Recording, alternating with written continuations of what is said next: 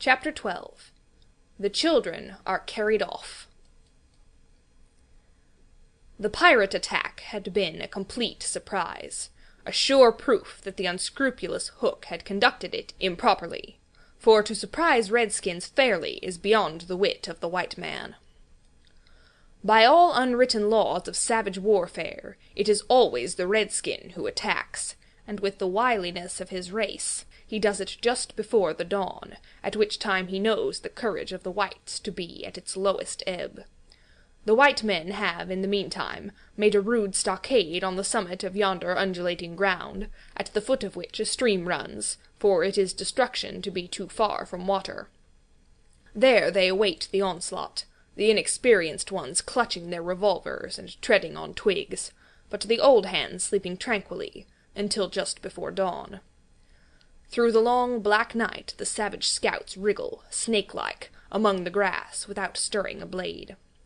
The brushwood closes behind them, as silently as sand into which a mole has dived.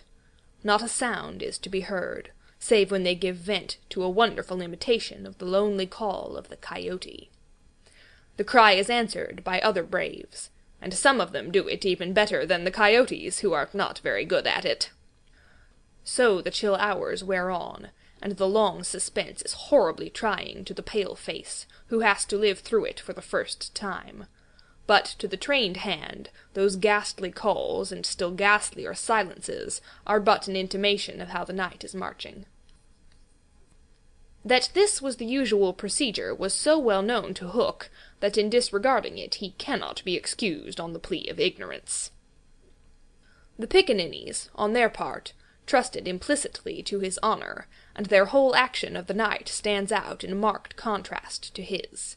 They left nothing undone that was consistent with the reputation of their tribe.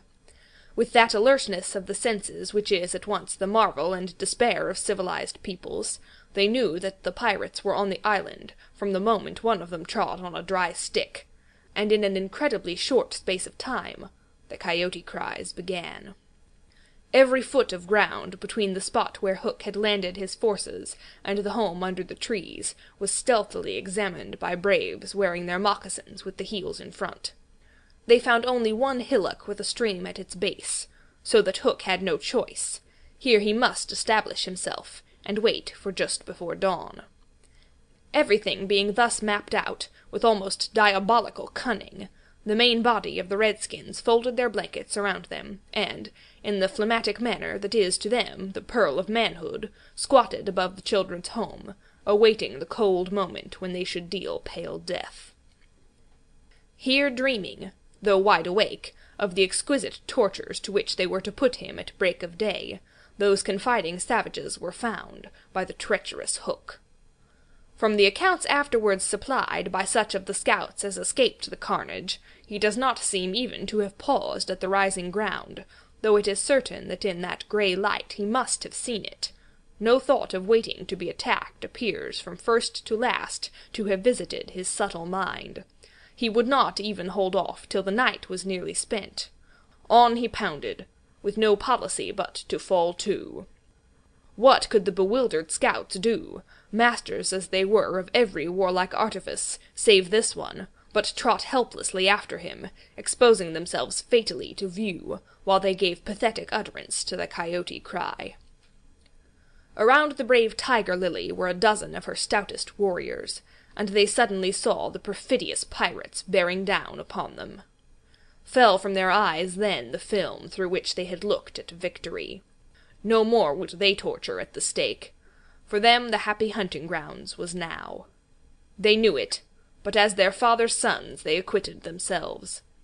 Even then they had time to gather in a phalanx that would have been hard to break, had they risen quickly, but this they were forbidden to do by the traditions of their race. It is written that the noble savage must never express surprise in the presence of the white. Thus, terrible as the sudden appearance of the pirates must have been to them, they remained stationary for a moment, not a muscle moving, as if the foe had come by invitation. Then, indeed, the tradition gallantly upheld, they seized their weapons, and the air was torn with the war-cry. But it was now too late. It is no part of ours to describe what was a massacre rather than a fight. Thus perished many of the flower of the Pickaninny tribe. Not all unavenged did they die, for with Lean Wolf fell Alf Mason, to disturb the Spanish Main no more, and among others who bit the dust were Geo Scurry, Chas Turley, and the Alsatian Fogarty. Turley fell to the tomahawk of the terrible Panther, who ultimately cut a way through the pirates with Tiger Lily and a small remnant of the tribe. To what extent Hook is to blame for his tactics on this occasion is for the historian to decide. Had he waited on the rising ground till the proper hour, he and his men would probably have been butchered, and in judging him it is only fair to take this into account. What he should perhaps have done was to acquaint his opponents that he proposed to follow a new method. On the other hand, this, as destroying the element of surprise, would have made his strategy of no avail, so that the whole question is beset with difficulties. One cannot at least withhold a reluctant admiration for the wit that had conceived so bold a scheme, and the fell genius with which it was carried out. What were his own feelings about himself at that triumphant moment? Fain would his dogs have known, as, breathing heavily and wiping their cutlasses, they gathered at a discreet distance from his hook, and squinted through their ferret eyes at this extraordinary man. Elation must have been in his heart, but his face did not reflect it.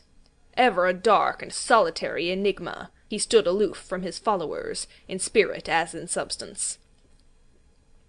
The night's work was not yet over, for it was not the redskins he had come to destroy. They were but the bees to be smoked, so that he should get at the honey. It was Pan he wanted, Pan and Wendy and their band, but chiefly Pan. Peter was such a small boy that one tends to wonder at the man's hatred of him. True, he had flung Hook's arm to the crocodile, but even this, and the increased insecurity of life to which it led, owing to the crocodile's pertinacity, hardly account for a vindictiveness so relentless and malignant. The truth is that there was a something about Peter which goaded the pirate captain to frenzy. It was not his courage, it was not his engaging appearance, it was not— There is no beating about the bush, for we know quite well what it was, and have got to tell. It was Peter's cockiness. This had got on Hook's nerves. It made his iron claw twitch, and at night it disturbed him like an insect. While Peter lived, the tortured man felt that he was a lion in a cage, into which a sparrow had come. The question now was how to get down the trees, or how to get his dogs down. He ran his greedy eyes over them, searching for the thinnest ones. They wriggled uncomfortably, for they knew he would not scruple to ram them down with poles. In the meantime, what of the boys? We have seen them, at the first clang of the weapons, turned, as it were, into figures of stone, open-mouthed, all appealing with outstretched arms to Peter. And we return to them as their mouths close, and their arms fall to their sides. The pandemonium above has ceased, almost as suddenly as it arose, passed like a fierce gust of wind, but they know that in the passing it has determined their fate. Which side had won? The pirates, listening avidly at the mouths of the trees, heard the question put by every boy, and, alas, they also heard Peter's answer.